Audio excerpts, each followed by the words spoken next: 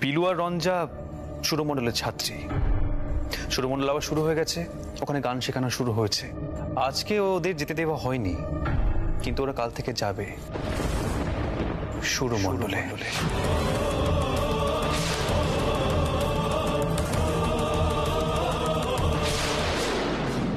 মানে তুমি জানো না এবারের মেয়ে বউরা গানের আশেপাশেও থাকে না? বড় বাবা, তুমি তোমার ছেলেকে বলনি?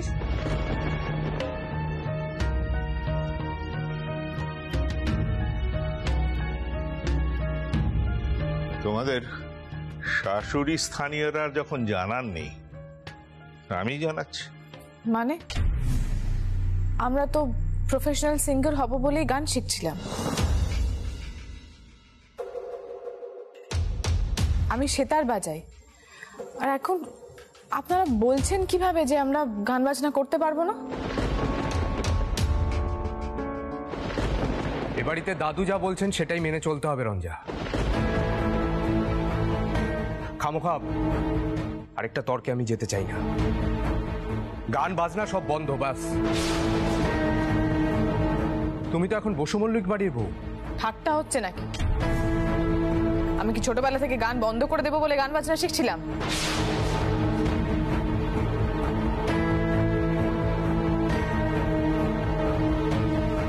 হ্যাঁ জানি জানি, তুমি কতটা ডেডিকেটেড সেটা আমি জানি।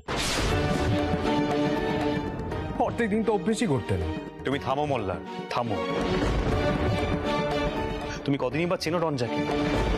হ্যাঁ, ইদানিং কালে ও গান বাজনার দিকে মন দিতে পারেনি, সেটা আমি অস্বীকার করছি না, কিন্তু ও ছোটবেলা থেকে সেতারের হাতটা তৈরি করছে, সেটা আমি খুব ভালো করে জানি।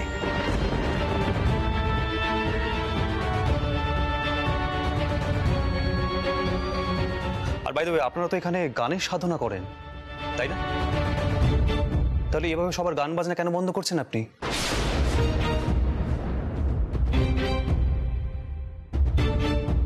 আর বাই দ্য ওয়ে, পিলু আমার ছাত্রী,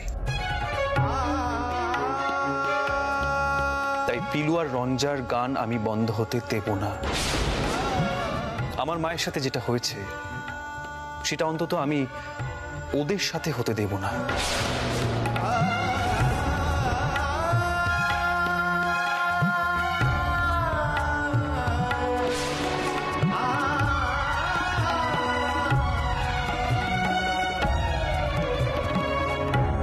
আমার আর ভাল লাগছে না। যা যা বললাম সেগুলো যেন সকলের মনে থাকে।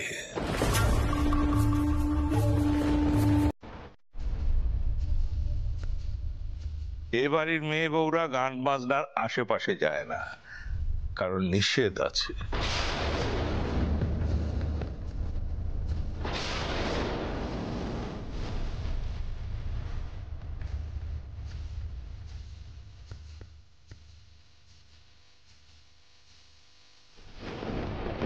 আমার শরীরটা ভালো লাগছে না, কিরম অস্থির অস্থির মল্লার।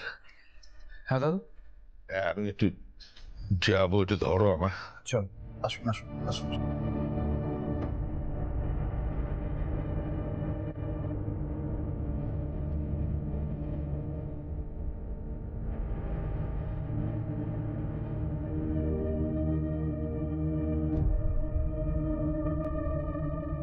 বাবার বয়স হয়েছে, তর্কাতর্কি করা উচিত হবে না বলে চুপ করেছিলাম আমি।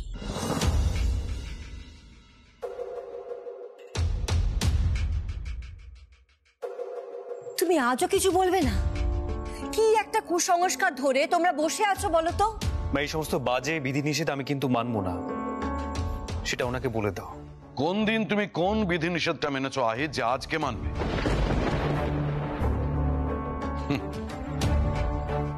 পদে পদে আমাকে ছোট করাটাই শুধু তোমার উদ্দেশ্য, তাই না? যাকে মেয়েদের গান বাজনা করাটা বাবা কিন্তু কোনোদিনই ভালোভাবে নেবেন না।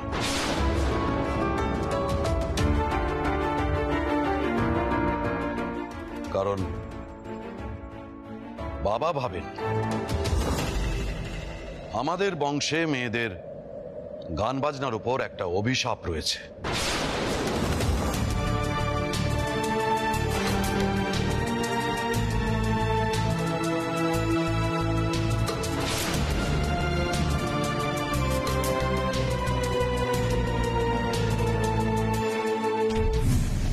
আর শুধুমাত্র সেই ভয় থেকেই ওনার এই নিষেধাজ্ঞা।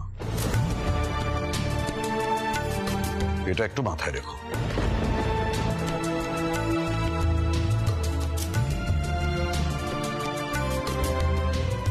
সৈনী আন্টি, অভিশাপ মানে এসব কি বলে গেলেন উনি? কি হয়েছে সৈনী আন্টি? হ্যাঁ মামুনি, কোনো অঘটন ঘটেছিল নাকি? সে যাই ঘটে থাকুক না কেন, এই বাড়িতে মেয়েদের গান বাজনা শুরু করাতে চাই, ব্যাস।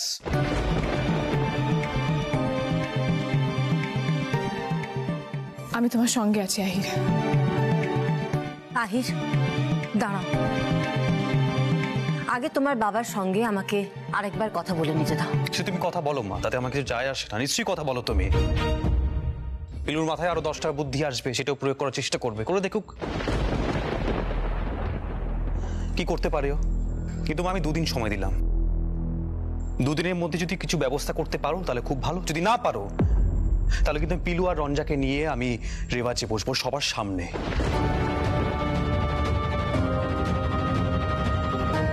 পিলু, কথাটা কানে গেল?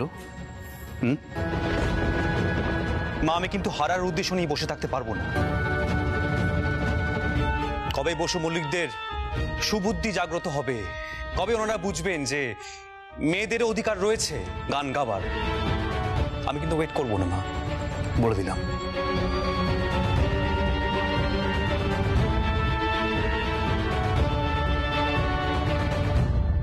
পিলু, তুমি যে শান্তি স্থাপন করতে চাইছো সেটা হবার নয়।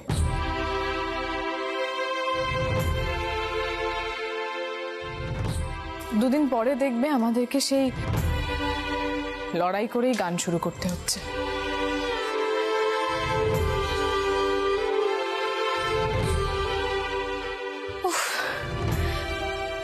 মামুনি, এই রেশারেশি মেটানোর কথা বলে আমি একেবারে ভিলেন হয়ে গেছি। মনে হচ্ছে মহা অন্যায় করে ফেলেছি আমি।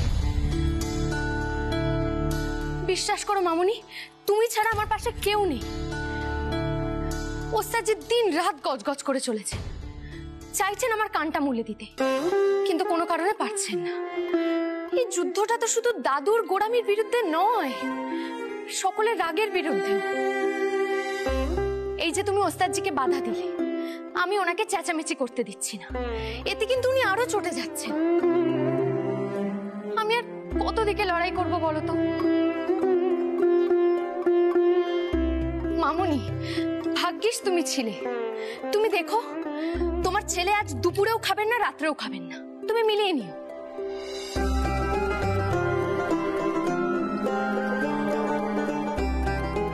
তোমার ওস্তাদজি, তোমাকেই তার মুড হালকা করতে হবে পিলু।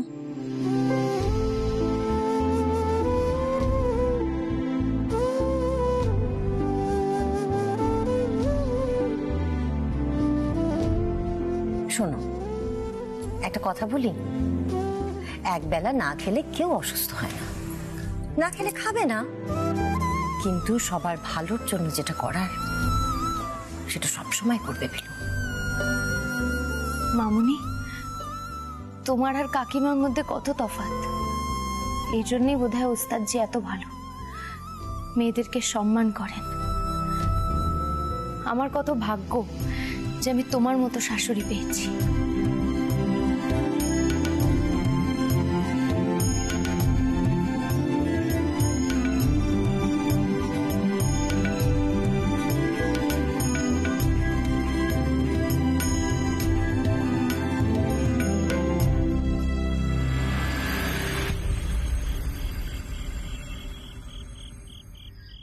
আমি একটা কথা কিছুতেই বুঝতে পারছি না উদয়,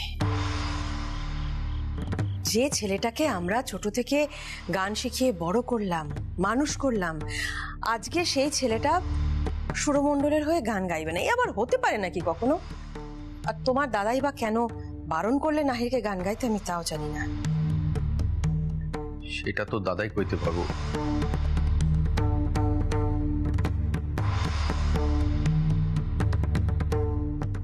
দাদা, তুমি আহিরে বারণ করলা কেন?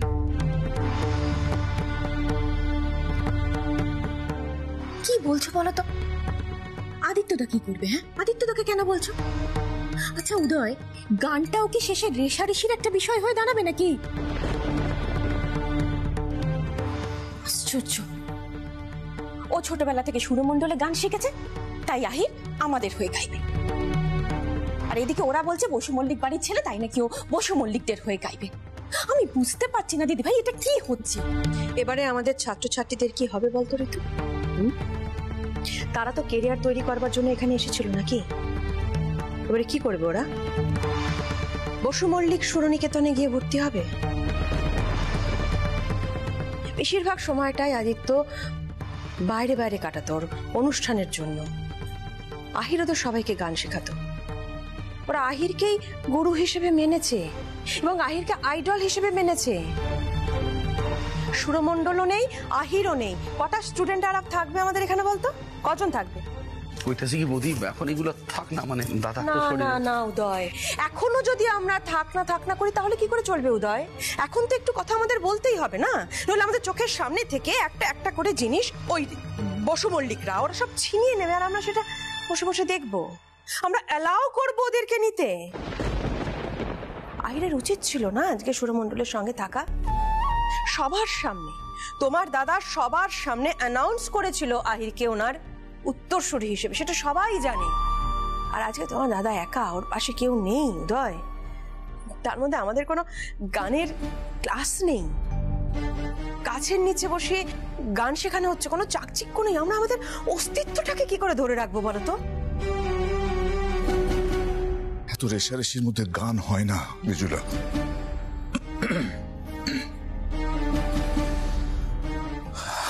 আমার উপর প্রচন্ড মানসিক চাপ তৈরি হচ্ছে। এত লড়াই, এত যুদ্ধ আমার ভালো লাগে না।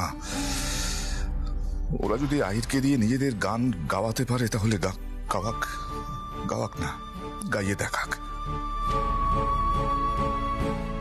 ঠিক বলেছ, একদম ঠিক বলেছ আদিত্য। দেখাক না ওরা গাইয়ে, ওরা দেখাক, আর আমরা দেখি, আমরা বসে বসে দেখি। আমরা আমরা মুখ বন্ধ করে, আমরা হাত পা গুটিয়ে বসে বসে দেখি, আমরা অবজার্ভ করি এবং আমরা সবাই মিলে একটা আলোচনা করি যে দেখেছো কি দারুণ এই চালটা দিল, অসাধারণ না? আমরা বুঝতেই পারছি না যে তোমাদের মাথায় কি চলছে, কি ভাবছো তোমরা, কিছু ঢুকছে না আমার মাথায়। ঋতু, তোর দিদিকে বোঝা, আহিরকে সরিয়ে মল্লারকে কিন্তু ওই এনেছিল।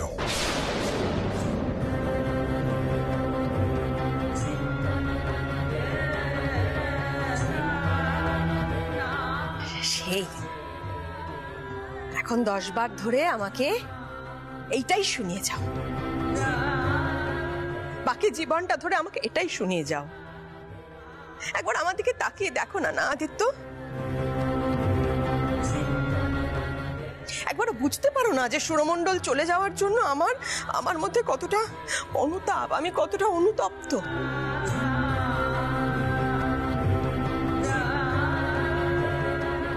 সুরমণ্ডল নেই বলে আমি সারাক্ষণ অস্তিত্ব সংকটে ভুগি আদিত্য। আমার রাতের পর রাত ঘুম হয় না,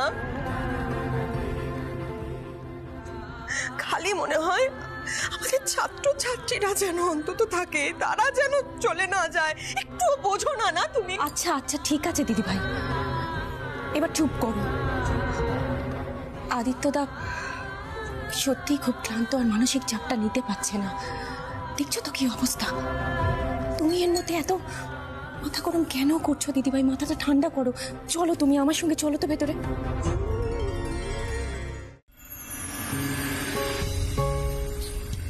এরা খুব অসুখী, তাই কারোর সুখ দেখতে পারে না। তুই কাল থেকে আর সুরমণ্ডলে গান গাইতে আসিস না রে।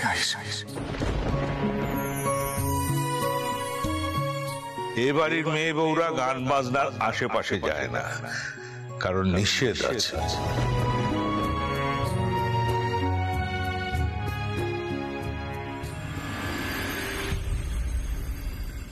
এ কি ওস্তাদজি, এভাবে ঘর অন্ধকার করে শুয়ে আছেন কেন? কেউ দেখলে তো বলবে যে সন্ধেবেলায় ঘর অন্ধকার কেন।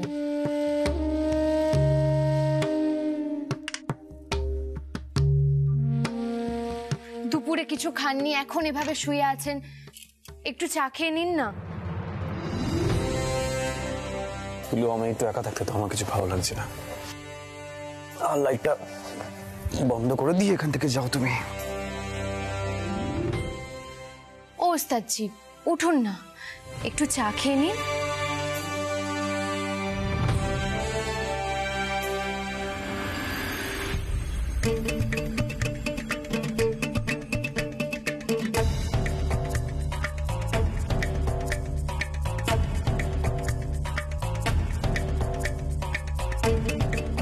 শুধু রাগ আর রাগ, সবসময় যেন একেবারে তেতে রয়েছেন। বলছি ওস্তাদজি, একটু দেখুন তো চাটা আপনার মাথার থেকে বেশি গরম কিনা।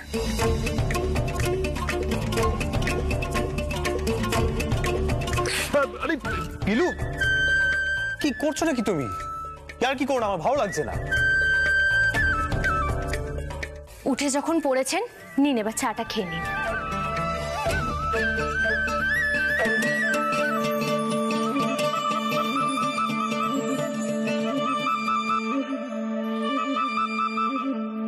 ওস্তাদজি, দেখবেন আমরা আবার আগের মতো গান করব।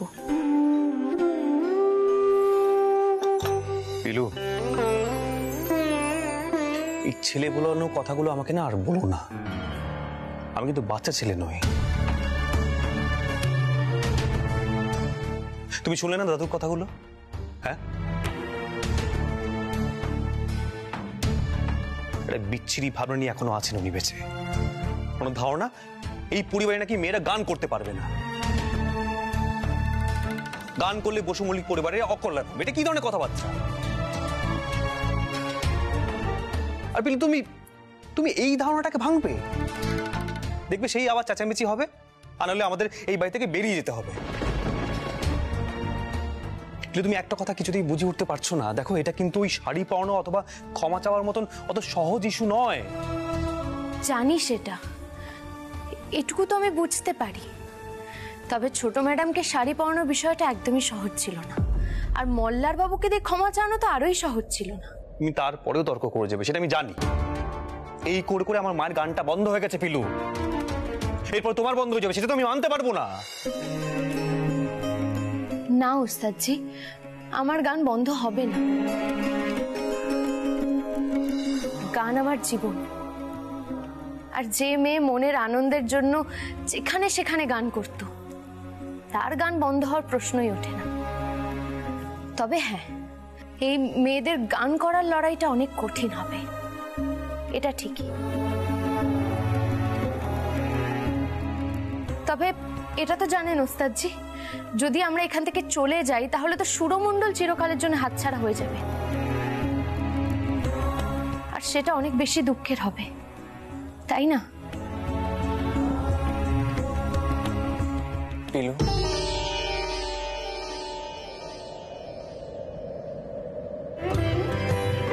হুমা, রঙ্গন দাদা এসো, চা খাবে? আনি।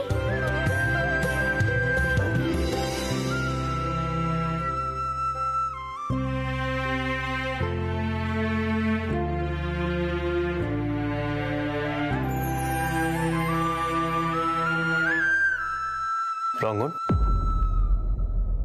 কি হয়েছে রে? গুরুজি শরীর ঠিক আছে তো?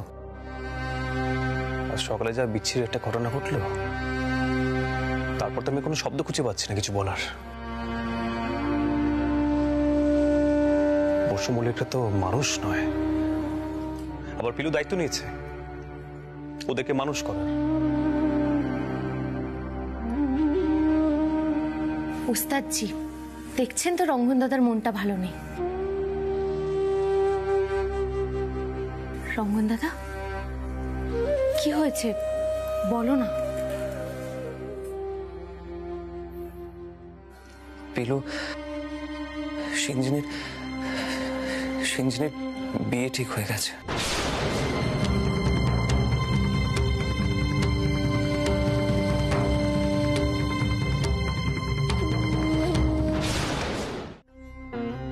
হ্যাঁ, আঙ্কেল তো অনেকদিন ধরে চেষ্টা করছিলেন সিঞ্জিনির বিয়ে দেওয়ার। রঙ্গন দাদা, তুমি তুমি কিছু বলনি কেন? মানে রঙ্গনা বাড়িতে কি বলতে যাবে পিলু? ওস্তাদজি, রঙ্গন দাদা সিঞ্জিনী দিদিকে ভালোবাসে। ও রঙ্গন দাদা, এটা হতে দেওয়া যায় না। সিঞ্জিনী দিদিকে বিয়েটা আটকাতেই হবে। পিলু, পিলু, সিঞ্জিনীও চেয়েছিল তাই করতে। মানেটা কি? সিঞ্জিনী তোকে ভালোবাসে না? মানে আমি তো জানতাম তুই ওকে ভালোবাসতি। আমিও আমিও তাই জানতাম আহিতা, কিন্তু কিন্তু দেখলাম সেটা ঠিক নয়। তাহলে এত ভেঙে পড়ছো কেন? কারণ কারণ আমি সিঞ্জিনীকে বিয়ে করে নিতে বলেছি পিলু।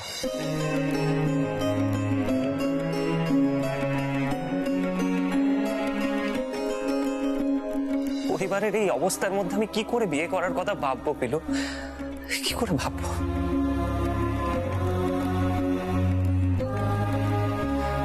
আচ্ছা, আমি আমি আমি ঠিক করেছি না?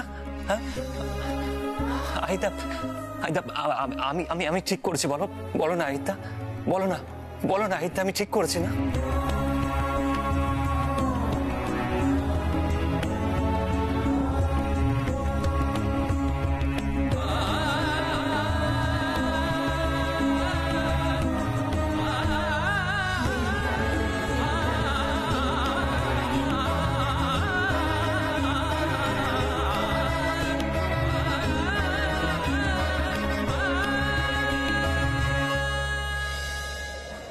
রঙ্গন,